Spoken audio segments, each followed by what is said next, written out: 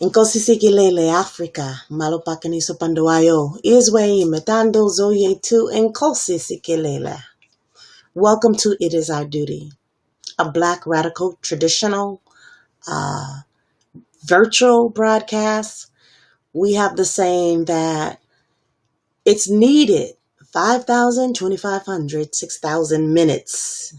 5,000, 25,600 minutes are needed to educate our people to get in a vibe of being back in the traditional radical thought process of who we are as a people. And that would mean to some that it would be important to have it 24/7, 365 days of the year. And we are not able to do that, but we will have this weekly to show, to prove, to educate, motivate, organize the many reasons why the Parable of the Sower Intentional Community Cooperative has come to do this. We are a land-based cooperative intentional community of organizers, and until we do our next phase, which is inviting people into that space, which we will be formatively a cooperative with Rothschild principles, which are 7 principles that talk about how we governance ourselves. We will be doing this type of organizing, which is through political education, weekly through the Black radical tradition. Today we are going to highlight a wonderful segment that has come that we were able to put together along with a group of people called the California Coalition for Women Prisoners, California Coalition of Women Prisoners. And this segment, we're very grateful to be able to have a part in it. We're not solely by ourselves put this together. As I mentioned, a lot of endorsers, a lot of movements that came through for Women's History Month. So it is really good to just connect with you on why we did this. And we're going to go in between some of the segments that we had, as well as the speakers. So here you have it. Here's our first part of that tradition. And this is, again, showing from last week our important component of having women to see during Women's History Month, a lens from political prisoners. And most of the time we come from the perspective of male political prisoners. Welcome. And so here it going is. to ask participants to This is our video to show and your sound muted until the end of the program. Part of the program we had. Run and show. Thanks for being here. So yeah, I'm going to get to the spot part that, really goes to our objectives of this. We had a young woman who you'll see a lot more, who's actually doing in college right now. She's one of the cooperative members, but she is going to tell you about the objectives of what happened in this show. So here we are now. Of the Sower Community Cooperative as well, and she will be leading most of today's events. And all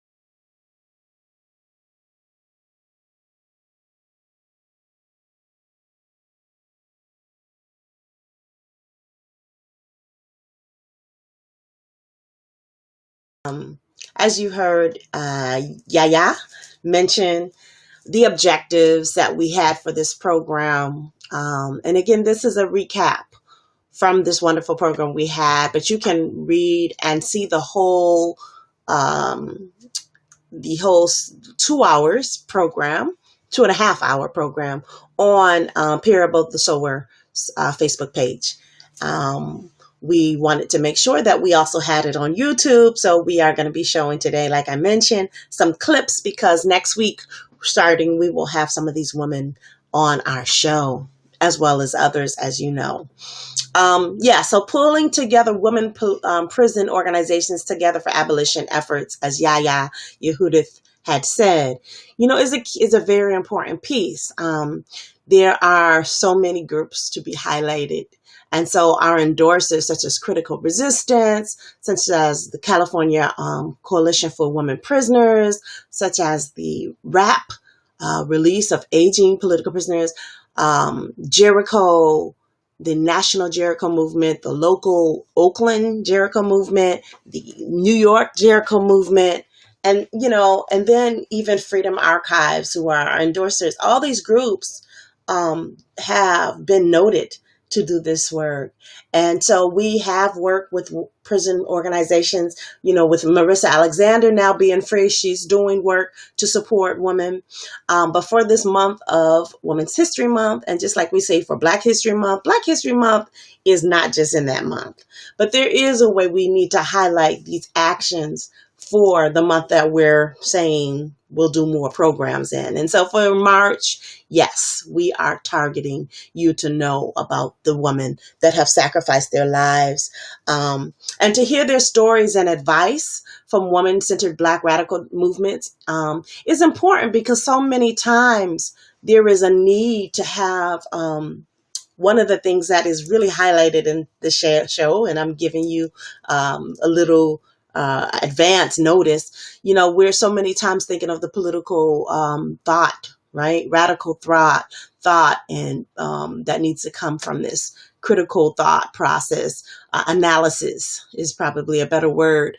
And so in these stories and advice, one of the main speakers for this says, no, this not about our stories. It's great. You all want to hear our stories, but we're coming from an analysis. They're coming from an analysis because they've lived this, and they can be just like any professor. If you think of all the radical traditions of how professors now have tenure because they've really trained and thought and can speak on these topics, and political prisoners are the same.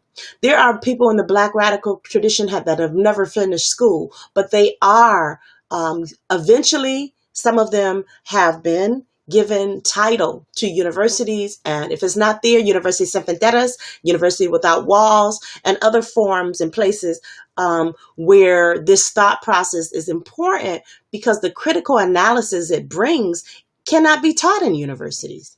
And I'm not going to say cannot be, but they refuse to allow this thought to be taught. And so when I say that these stories and advice are not stories and advice, that there is a lens now. When I think of Paulo Freire, who was introduced to Harvard University to teach popular education, when I think of Mel King's program, the MIT Community Fellows program, it took regular people doing this work that have critical analysis of communities, have critical analysis and advice, you may say, but it is really an analysis when we think of all the universities and the thought processes that come from nonprofits that have employed by hiring people that do this analysis work. And so in centering our new objective, which is to show that stories, yes, needs to be told, but stories aren't to be told so that way some other entity can give the analysis. We are saying these stories and advice of these women who are centered in the Black liberation movements, the Black radical, and even other, very thought-provoking, critically analysis and strategist organizations have the right to be considered analysis. And so that means then we don't have to have someone come after them to explain it to the general public, to say, well, you know what? We didn't understand what you were saying, so we're going to give a better hypothesis or a better critique. And this is what I loved about this particular panel that we put together. It really explores the way to how do you center and not use the words empower anymore. The words empowerment, we're going to empower women, empower homeless, empower them, meaning that you're giving them something when they already have everything they need. And what needs to happen is you to center yourselves around them to liberate together. And that is a piece that has to be taught. So I'm grateful to learn in this. The other part that's on here, the third bullet, which says to show that Black women aren't just showing political power in the electoral races of our government, but also through the grassroots movements that have been targeted by the past, present, and U.S. government. You know, this is, I think a lot of people gave us flack for this in some ways, because it's almost feeling like we're demeaning the fact that thousands of people centered around the organizers that came together in Atlanta and other places to take the government and make sure we had the pastor that is now representing Georgia, the vice president who is representing this country, and the president who is representing this country. In this analysis, like I mentioned, of this panel, of these women that have been in political, some of them for 41 years, the analysis is not to say that one movement is better than the other. It's to center the debate. It's to center to say, if in fact the electoral political forum is what everyone should do, then what kind of analysis are we missing? What kind of piece of this work maybe are we missing? And what we're saying is not every Black woman was involved with the political power work in electoral candidates. I'm sure lots of people voted, and I'm sure lots of people didn't vote. And it's not to bash maybe those that didn't vote. It's really to gear up the conversation that if you worked with the races and stepped in and door knocked and did all those wonderful things, there is also another part that was always being done, and that's work for political prisoners. That's work in communities. That's where all kinds of centered of liberation work has been geared on a daily basis. And I think that is important for those that are objective in this, but not objective in a way where they come together to talk about this, to dialogue about this, and to center how some of the work that a judge would do that has been on our Supreme Court, right, is different than the work someone would do who's in an encampment and of homelessness, and they are an organizer as well. It's different than maybe a politician that came even out of an organizing methodology, even progressive. Right? It's different than a politician in the Capitol than the organizing maybe of a radical union, right? And so what we have to do is say, not that we stay in our lanes, right? Because there's some organizers like myself that believe all those lanes are who we are. All those lanes are a part of what we do if we live in a village or in Colombo. All of that work is necessary. But staying in the lane has meant that I'm going to do this work, sustainable. I'm going to do electoral. You're going to do housing. You're going to do political education. You're going to do union for Bessemer. You're going to do Mamiya. And then we all do not converge. That is a problem. And so I was glad to hear the stories, again, centered on liberation movements, not so much those that first came out of nonprofits. Industrial complex is been based on what a lot has been learned from a degree They really do push that you have a college degree to get and to run a nonprofit. The liberation movements are different. They come from a thought process of political education, where they gear the discipline of who will come and adhere to understanding thoughts of processes that have been a tradition in this country and beyond. And so that is a question we want you all to pay attention to. This other point that they had to bring more allies to the women's movement. Yes, there is a need. There are some great efforts, but to put the old and the new movements together, again, is always what the parable of the sower intends to do. We want to see a unification, a conversion that doesn't happen as much because we're all in our separate silos, and we intersect not always because of we intersect mostly because of who has and who doesn't. A lot of the positions that I see, a lot of wonderful grassroots groups that I used to help with when Mayor Menino was in Boston, were under 100, 10,000 a year as a budget. And those groups weren't always geared and centered around groups that had 100,000, right? CDCs, NDCs, Jerry P. Brewery. I mean, organizations that are still sustainable. And those both are important. The new ones and the old ones. The ones with big budgets and the ones that have no budget at all, but apparently in their old basement in the church can take children on a trip to the beach every year, when a big nonprofit would say no because they're more contingent around what is their insurance that will not allow them to do that. So I think there is that new thinking of how do we have allyship in the women's prison movement, just like we're trying to get allyship for a lot of these smaller organizations, because we need more work geared and not maybe base building is important, but base building has to include bringing allyship to those that haven't been reached. And there's so many unsung heroes that we would like to continually to highlight in our show. And then the last bullet point, to provide political education on revolutionary women. Everyone knows Assata and Winnie Mandela.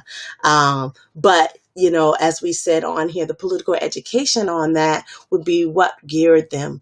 Where's the talk? It's not in our school books. It's not on CBS and primetime. And then in order to do that, it centers around the political prisoners. And that is my cue to bring you to the next section of this video.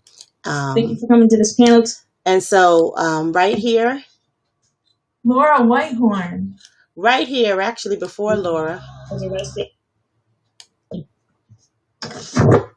Hey everybody, great to have you here. Feels miraculous. Let's take advantage of every moment.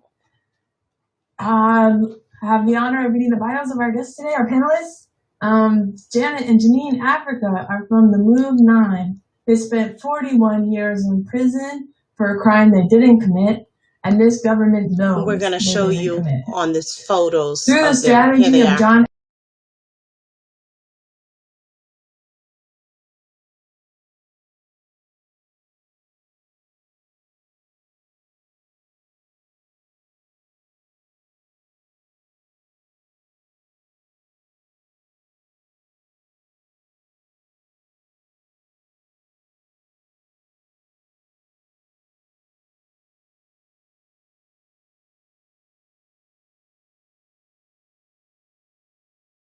Pause on it because, these were our first two panelists. Janet and Janine spent 41 years, as she heard, and you're going to hear for their voices directly. But on this flyer, we want to center, the folks that are on here, Eddie and Debbie and Merle, and, all of these people that you're going to hear about so eloquently from these two soldiers, two women for International Women's History Month. Janine and Janet, they come from a place where people have forgotten. And I want to say people have forgotten, not so much maybe in their community where they are in Philadelphia, but in this world, right? And so some people have heard about the Move 9. Some people have heard about how bad it was. Some people have even seen the bomb that dropped. But to get the facts of what has happened should mean that there should be more people having them on their TV shows, which we don't see, more on prime time, which we don't see. And so it is our duty, is to show, and to let you hear these voices. So you will be hearing again from these sisters, and I'm giving a little bit again information about each one of these political prisoners, because I really feel, we want people to inquire. There is so much we are inquiring, and the things are speeding up. But this time that we are in is no different than what it was like in the 70s. So, and let's go to our next person that she's going to introduce. Laura Whitehorn served more than 14 years in federal prison for the resistance conspiracy case for actions against the U.S. government's racist and imperial policies. Released in 1999, she is a co-founder of Release Aging People in Prison, RAP, and a member of the Northeast Political Prisoner Coalition. Great to see you, Laura. So yes, that was Laura. And you're going to hear more about Laura. She is, again, the one that we're centering today's talk, which is the analysis from women political prisoners. So when she does speak, you'll hear that. But the analysis is what I said, that we don't want to just say that it's their stories and to hear, what's happened to them. But we want people to call them and connect with them to talk about their analysis. This is a time where the analysis needs to come from the people most affected. And so now here we're hearing her talk about Siwatu. Siwatu Salama Ra is a mother and environmental justice organizer from Detroit. She served as co-director of the East Michigan Environmental Action Council. Rooted locally, Siwatu also represented Detroit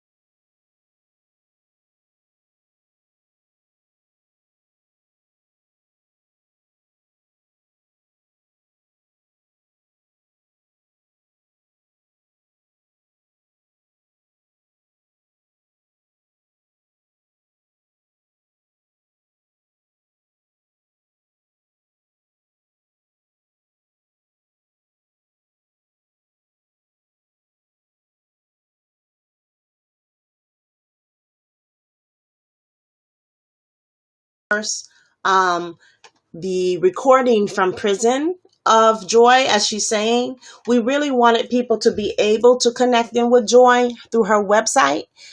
So please, if you can, that would be wonderful, to send her the commissary, to connect in with her. We made an appeal, a call to action on this call, this program we had, so that people can connect in with her. If you have students in college, If you are a college student and you would like to maybe do some internship work with her, some research from her, we're asking legal teams to support her case. We're asking organizing groups around the country for Black lives to support this woman who was framed as an activist against police violence. So I'm going to read this part which it says here, who is Reverend Joy Powell. It says, as a pastor, and I'm going to take myself off so you can see it a little better.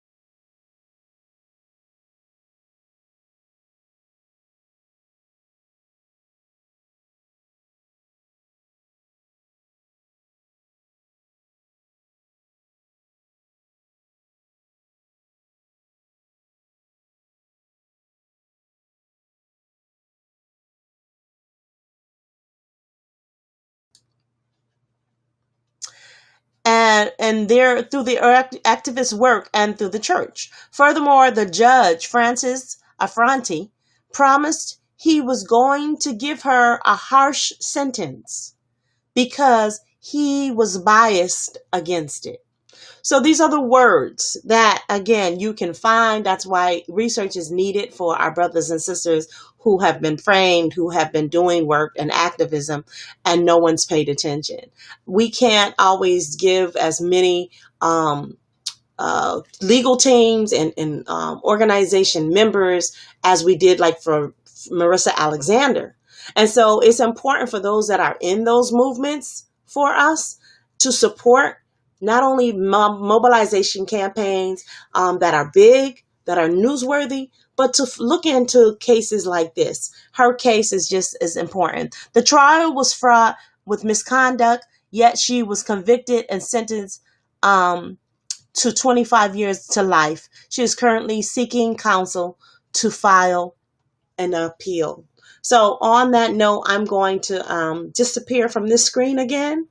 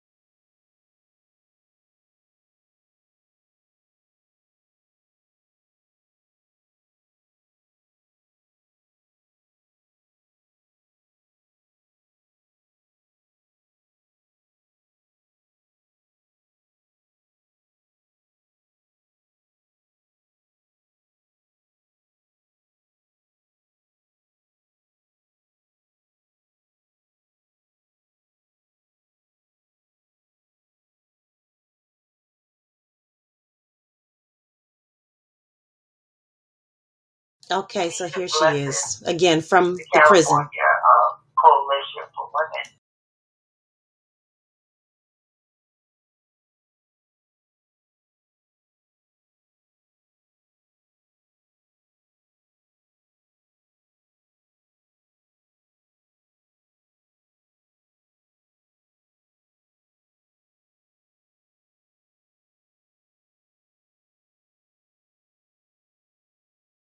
We ill people, as well as people of color, and have been held captive at the modern day Blake and Beverly Hills Correctional Facility since 2007. The second question, how did I see that I was defending myself from my community? Well, I accepted my call at a very young age and took charge of my life after I fell short at the age of 33 and was selling drugs. And I also operated a hair salon. I sold drugs, was poisoning my own community. I called myself bettering my 4 sons' lives, to give them a good life, but it was a dumb choice.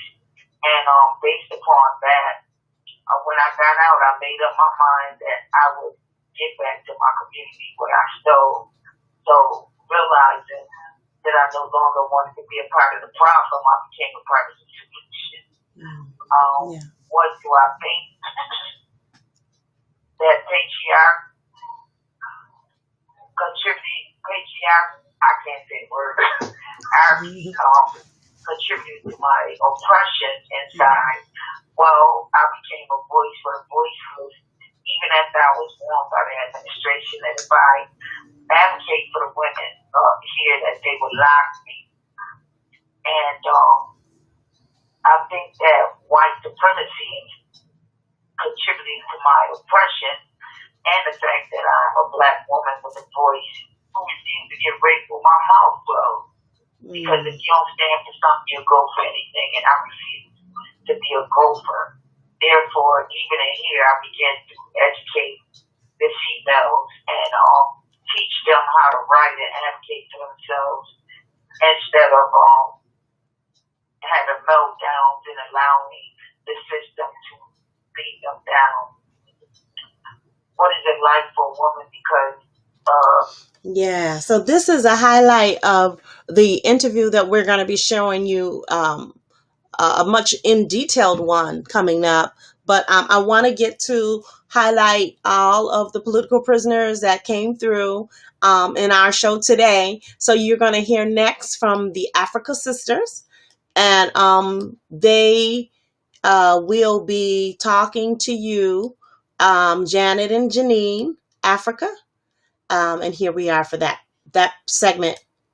I'm going to start it, I think, right about here. Okay, here they are. White Horse, and then from Sawatu Salama Ra. And here are the questions that they will answer in that order. The first 4 questions are, how did you get a sentence in prison? The second question is, how did you see yourself defending your life and defending your community? The third question,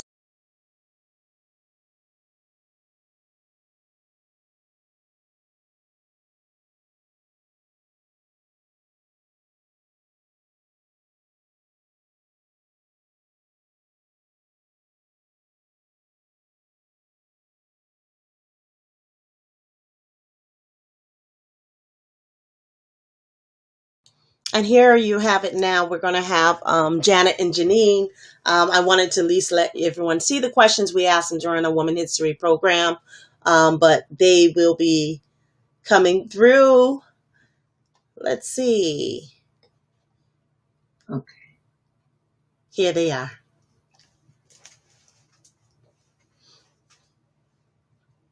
We're ready for you, Janine and Janet. Did you want to start us off? On the move. On the move, everybody. On the move. This is Janine, Africa from the Move 9. This is Janet, Africa from the Move 9. The first question, how did we get a sentence in prison?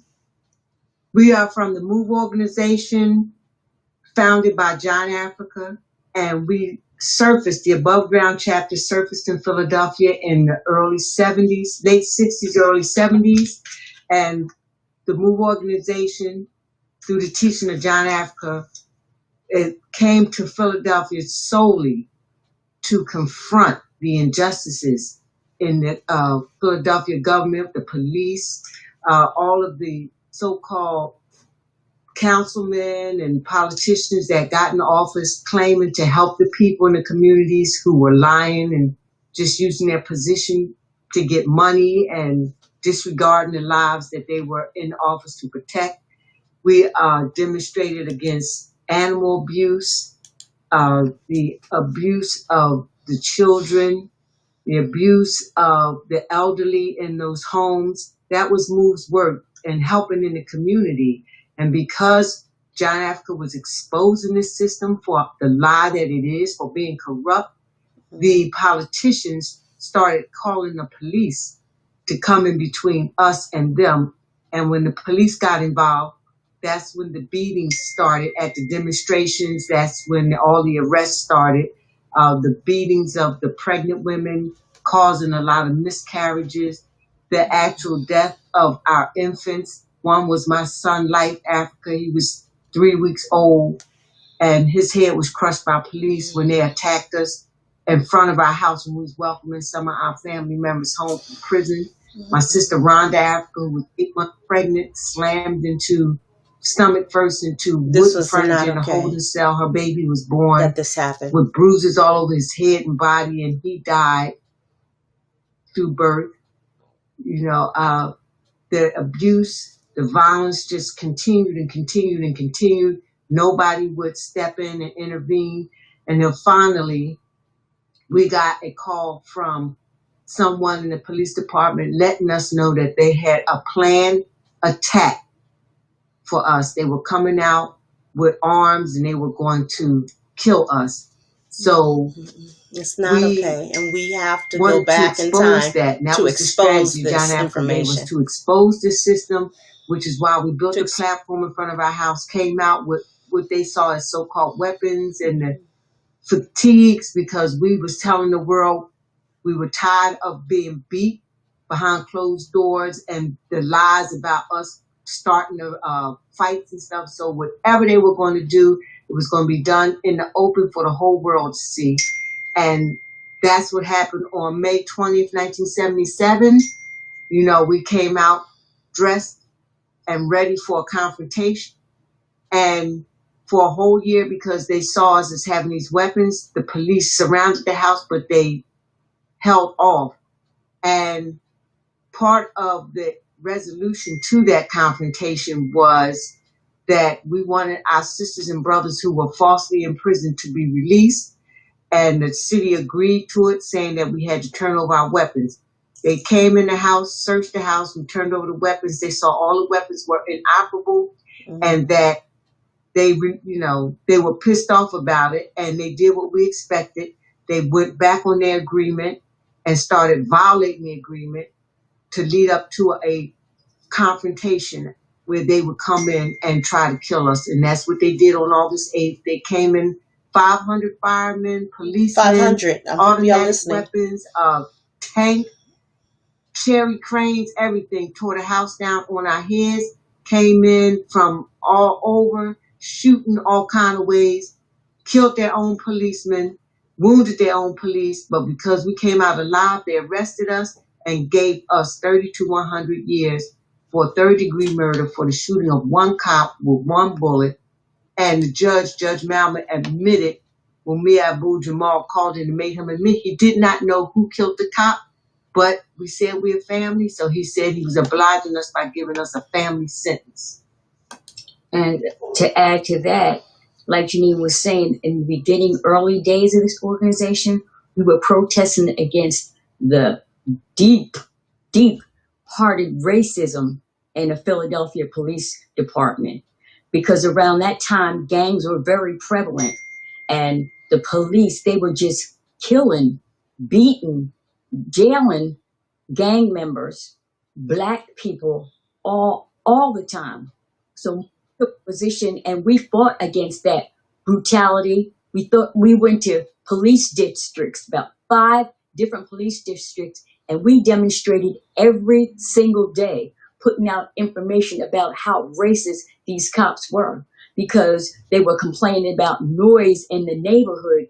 Meanwhile, there was a college around that neighborhood. And when the college students would have their parties and get all drunk and fall out and scream and make a lot of noise, they didn't do anything. But when there was black people in the street, when our brothers and sisters was released from prison and they came home and we were applauding them being let out of prison because they were unjustly imprisoned, they came in with police that beat us, killed Janine's baby because we were welcoming home our family from prison. And this is the kind of racism, prejudice that's still going on today. You know, people need to really see and understand what we're talking about and the position. When we took that position, how the government wanted to shut us up. And in trying to do that, they came up with all kinds of distortions and lies to try to turn people against us because they didn't want people to hear the truth. They didn't want people to see what was really going on. And y'all know what I'm talking about, how they would shoot people down and say that person was a criminal or they just got finished robbing a store.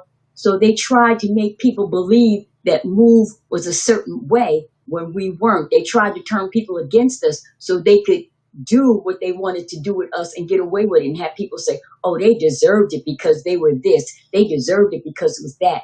But really, in reality, they wanted to stop us because they don't want people to see the truth about how the system is. And they did everything they could, just like Janine gave you in detail.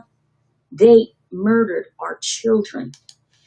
Yeah, so on that, yes, this is a story that, you know, I'm hoping that people will hear more of Janet and Janine. We're going to show all these segments and go through analysis of it because this is nothing new than what is happening now. There is so many parts of our movements that have, instead of us embracing, because I'm going to talk to us, it is our duty, right? When Janet and Janine says that they have went in, destroyed, manipulated, had people pitted against us. This is the same thing in our movements now. And so there has got to be a place where we are converging and listening to this, listening to the details of women with children, right? Even my own sake, if I can say and bring in personal, when I think of the place where my mom was beat down by 6 cops, right? And the communities that embraced her, but how we were, you know, saying it's her fault. You know, here is a pregnant woman that was also my mom, and it's nothing to compare to what happened to Janine, actually seeing her son be killed by cops in front of several people, right? So these are the things that in our school books, in our college courses, in this activism of having reparations and the activisms of new politicians, who is bringing back up these cases? You know, we're talking about legal memorandums that need to be filed. And yes, they're old, but they're repeating, right? And so in the South, there was a thing where Black people stopped talking to their children about the injustice. We went to the East Coast and the West Coast so that way they wouldn't be talked about. So those stories wouldn't ever be seen or heard. What we did not know as mothers and others, that although that fear and those memories, it happened again. So we can no longer not hear Janet and Janine and file and support and surround them, not blame them. As Janet is saying right now, we blame them. People blame my mother. People blame me when I was also put into jail and also bully clubbed and also pepper sprayed because of the things that we were believing in. And the truth is we've done that work, some of us, to do the healing. And then we see now some others being isolated. And so this is a story of how my daughter has said she knows the cycle because she's seen it. Not only just the cycle of post-traumatic slave disorder, but the cycle of some of us not having the capacity to bring back that village, to say it's all about me.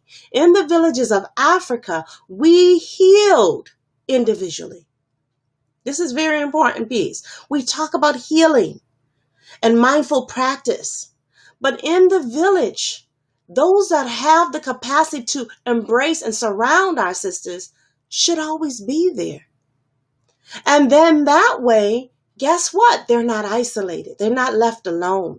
In mutual aid, right? In another part that we're talking about here. In mutual aid, it's great to give, but we leave that person alone. We don't incorporate them back into the village. There was nothing wrong with the communities we had where we embraced each other. The neighbors knew each other. Our names we knew, and we took care of each other. It was when we decided when Black Flight came and the dollar didn't circulate 7 times. So please listen to Jana and Janine on this message. This is what we're hoping the work will be centered around for 2021.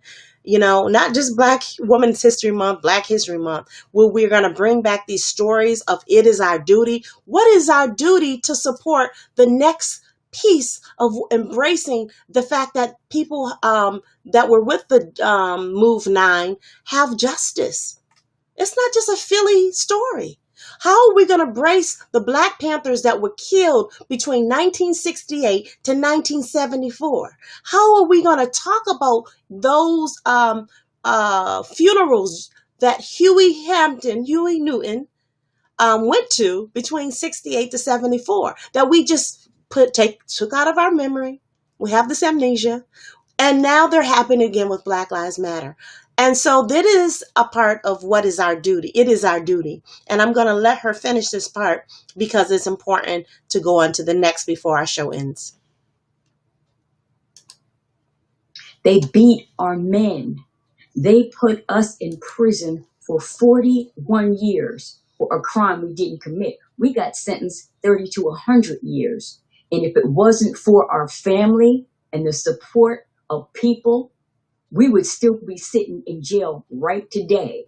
So we need to support all our political prisoners. We need to support all prisoners because there's an imbalance in this system, a very bad imbalance. You know, prisons only exist because of imbalance, because if everything was equal, if everything was fair, then you wouldn't have all the prejudice. You wouldn't have the war in between blacks and whites. You wouldn't have the war in between Christians and Jews. But because this system, all they teach is separation, all they advocate is hate, this is why you have this problem and still having it. And people need to realize that and come together as a people, as one, united to fight against this government that keeps perpetuating this stuff so they can keep going. Which really leads to question 2, because that was when John Africa set up our headquarters in Powelton Village. The gang warring, like Janet was saying, was so bad that, you know, people living in that area were scared to come out their house, you know, the drive-bys and the threat of the gang warring. When John Africa got us moved into that area and our men talked to those gang members and really gave them a lot of the teaching of John Africa, out of respect for John Africa, those gangs stopped coming in that area, fighting and shooting and carrying on.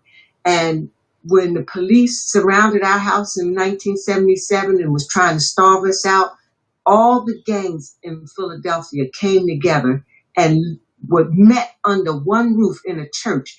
There was no fighting, no stabbing, no shooting. They came together because they wanted to do something to help move.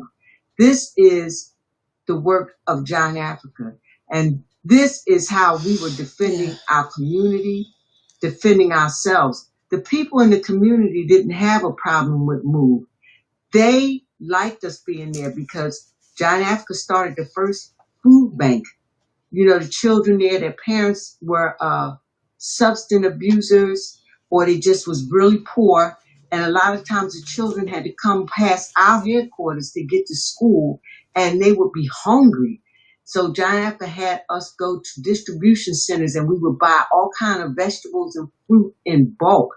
And when the children came by to go to school, we would give them fruit and things like that to take to school so they could eat during lunch. And when they was coming back to go home, we would give them vegetables and things that they could use to cook for dinner. You know, we did a lot of work to find places for pregnant teens that had nowhere to go, that was being abused by their parents because they were pregnant. We went to all of the homes for the elderly, and we demonstrated to make sure that those people in there was not being abused, not being beaten, not being mistreated. This is the work of MOVE. We would go to the elderly homes in the community, shovel their sidewalks for them, clean their sidewalks for them, make sure they had food. make sure anything they needed, they got. This is the work of MOVE, taking care of the animals in the area. We would not let any dog or cat starve that we saw. We would go to places where we saw hungry animals and feed them. This is the work of MOVE, and at the same time, because we were being attacked for this, we had to defend our lives. We had to fight for our lives, which is how we ended up in prison. I wanted to elaborate a little bit more on what Janine was saying about the different things that MOVE did, because this government wanted to see MOVE people as just dirty, crazy people. But like she said, the community loved us because of the things that we did for the community. Like we used to go to elderly people's houses and just sit and talk to them because they didn't have anybody. This man, Mr. Wallace, who lived right across the street from us, he had lost both of his limbs and he had to stay in his house. And he would look out of his window, and MOVE people would go over there and visit him and talk to him. And I mean, he would really be so happy about that because he got attention. Right. The same thing with Right. the children. When they came by, we would give them attention, like Right. teaching to be careful when they was around police, not to just fly off the handle because police aren't their friends. Mhm. We taught them so much. We had a car wash that we just took for donations to help people that needed that. Like Janine said, we had food that we gave people. There was so many things that we did that just wasn't behind the government, the police brutality, but we showed love, concern. John Africa gave us this, like pregnant women that would come to us crying, wouldn't know what to do. We'd find places for them to live, give them clothes, give them food for their children, because this is what we need to bring the community together as one to help Yes. as much as we need to fight this government. Yes. And as far as, patriarchy, the thing is that this whole system is built up by man, run by man. And that is not really the problem. The problem is the mentality. And this is what John Africa confronts. It's not a man, white, black, or whatever. It's the mentality that would make someone want to oppress people, make somebody build prisons and fill them with poor people. This is the mentality that John Africa confronts. And you can see the effect of it because when the Black Lives Matter people were demonstrating against all of the senseless killings of blacks by police, they were tear gassed, attacked by police. But when those Trump supporters stormed the Congress and went all in their offices, they stood back. A lot of them let them in. They ransacked the place and left. And half of them wasn't even arrested. And that's the thing that It's hard to say. You'll know 3 minutes. And so, yeah, on this level, as you can hear, it was very well received, the words from our sisters, not only because they came from a place of eldership, a place of again analysis. We again are centering today the thought that it is our duty to see the stories and the actions of those political prisoners that were in the 60s, 70s, and those that are in prison and are coming out now, because we want them all out, right? We want to see them as important to give an analysis to the moment. And when I say analysis, I'm not saying that you just hear their words, you hear what happened, you take it in, and you go in the world and share. But to really use their words for those that are in nonprofits, those that are in government offices that are with us, those that are in change makers, right? Green New Deal, healthcare for all, Black Lives Matter, all of these entities, to take them as analysis. That means pick them up, Bring them with you. Pay them if you have to a stipend, what do you call it? A fee where they are put in a place to be analysis in the critical next steps of where we are in our movements. And that's the part that's not being talked about, is that, yes, we'll hear them, but their stories are great. But to guide them and to say that their analysis is just as important as the political folks that have taken their oaths in the government, or the educators in universities that have done mad education in their school classes, it's important that we give these women, the least of us, who've done the most in grassroots, who have been the ones most targeted, the ones who's most oppressed, because they come from these two. They're Black, they're women, and they were imprisoned, and they were political. They are the ones we should be having as consultants. And so on this, because we're at the end of our program, please remember that we will be sharing this panel and the information that they've come from. We will be having next week one of the panelists here, and we'll be furthering letting you see the panel pieces by piece. If you would like to see it in its entirety, please go to our Facebook page. That's Parable of the Sower Cooperative, and you can find it in our videos. So we are grateful to have you here again, another week of It Is Our Duty.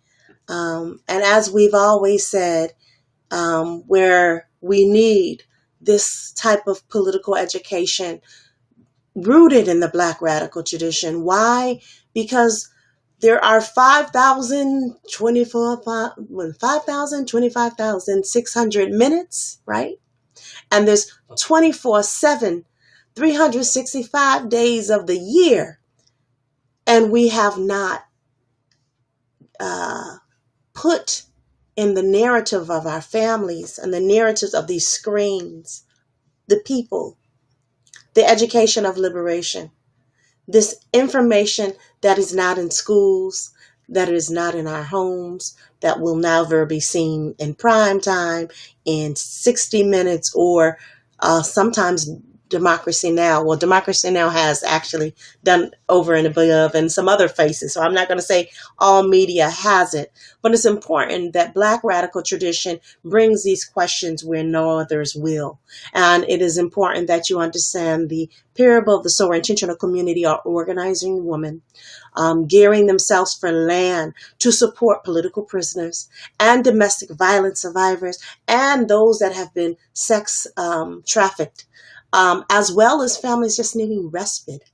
Black women that want to come to heal and learn some skills in healing themselves from post-traumatic slave disorder, educating their children in summer programs, but also living sustainably like Quilembos and Maroon villages and Palenques, where we center ourselves in intention as a beloved community, as Martin Luther King said, but doing good trouble. So we are grateful that you joined us. And as we always say at the end of our show, it is our duty to fight for freedom. It is our duty to win. We must love and protect each other. We have nothing to lose but our chains. My name is Alida Torre, and I am the host of this show, which is It Is Our Duty. Thank you.